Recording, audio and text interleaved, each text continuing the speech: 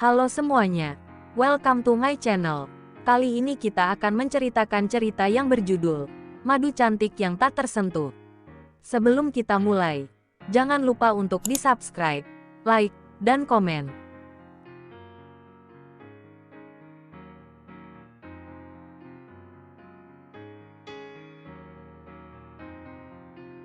Episode 53, Kegundahan Tigor. Akhirnya Belva luluh dan bertekad untuk mengatakan semuanya pada Omatara.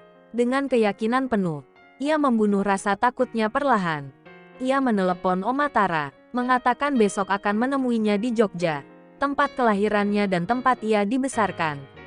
Sementara itu sudah 2 jam penuh Givari masih belum sadarkan diri. Kata dokter keadaannya malah terus menurun akibat pecahnya pembuluh darah karena tekanan darah yang tinggi dipicu stres dan kelelahan. Bagaimana tidak naik darah saat melihat putranya diam-diam menikahi wanita yang ditentang keluarga hingga mempunyai anak. Rizwan menilik arloji yang melingkar di pergelangan tangan. Ini sudah waktunya untuk melaksanakan salat. Pria berwajah manis belasteran itu menoleh pada sepupunya yang terlihat sangat gusar.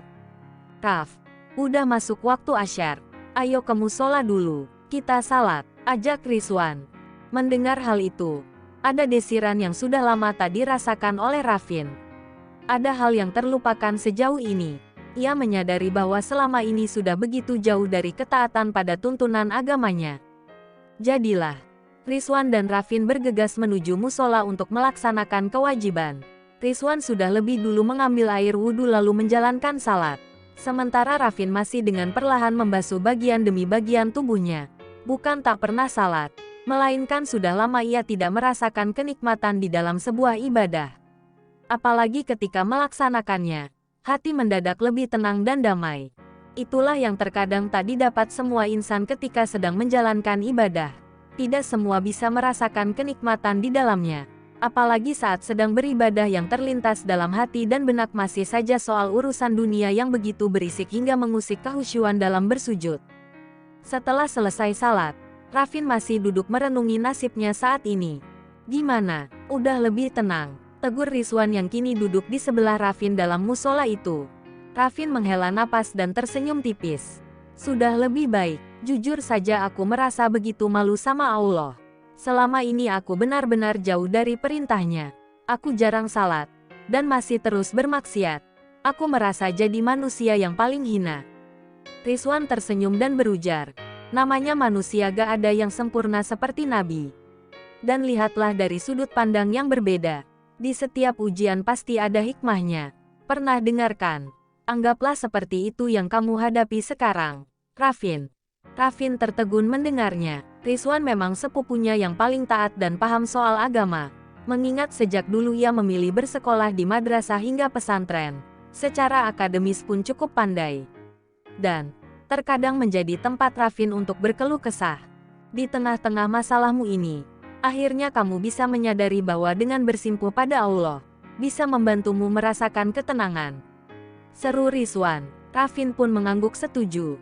Ketika puas berbincang-bincang dari hati ke hati soal spiritual, Rizwan dan Rafin pun hendak beranjak dari musola. Rizwan sempat tak sengaja menoleh ke arah tempat salat wanita. Di sana ia seperti melihat bidadari yang cantik dalam balutan kain penutup aurat wanita. Hatinya sempat memuji keindahan ciptaan Tuhan itu. Namun, dengan cepat ia menundukkan pandangan dan tersadar ia telah menatap siapa. Astagfirullah. Rizwan cepat menunduk dan langsung menyusul Rafin yang sudah menunggu di depan musola. Belva yang ada di tempat itu baru saja selesai salat dan berdoa. Tak henti ia mendoakan agar neneknya bisa menerima segala penjelasannya nanti. Dilembutkan hatinya agar menerima dengan lapang takdir pernikahan yang sebenarnya sangat menjerat cucunya itu. Rafin dan sepupunya itu memilih untuk duduk di kafe rumah sakit dan melanjutkan berbincang di sana tentang banyak hal. Rizwan, sejujurnya aku merasa bingung. Rafin kembali terlihat resah. Apa yang membuat kamu bingung? Tanya Rizwan. Tentang Belva dan Alana. Setelah yang terjadi ini, rasanya, aku tidak mungkin kan mempertahankan keduanya.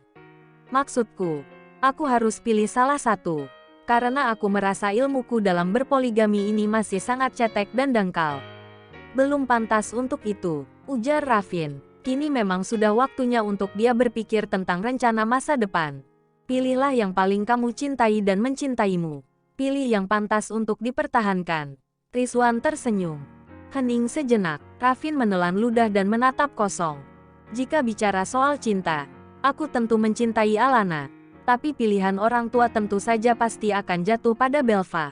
Rafin mengusap wajah dengan gusar. Soal ini lebih baik kamu bicarakan lagi dengan istrimu. Juga orang tuamu. Aku belum bisa berkomentar apa-apa. Balas Rizwan dengan santai. Ya, sebaiknya begitu, ya Rabi. Semoga saja ayah segera pulih. Rafin mengesah lelah.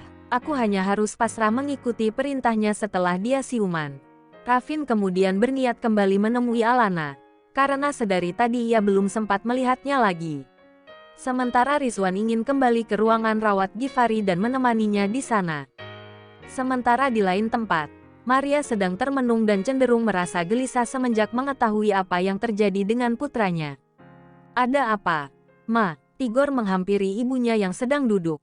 Ia tadinya baru saja akan bergegas bekerja. Mama kepikiran Alana, Maria berucap pelan. Ekspresinya terlihat gundah. Apa yang mengganggu pikiran Mama? Tanya Tigor, anak yang dikandungnya. Pasti anak kamu. Maria menatap dalam putranya yang mendadak tercekat.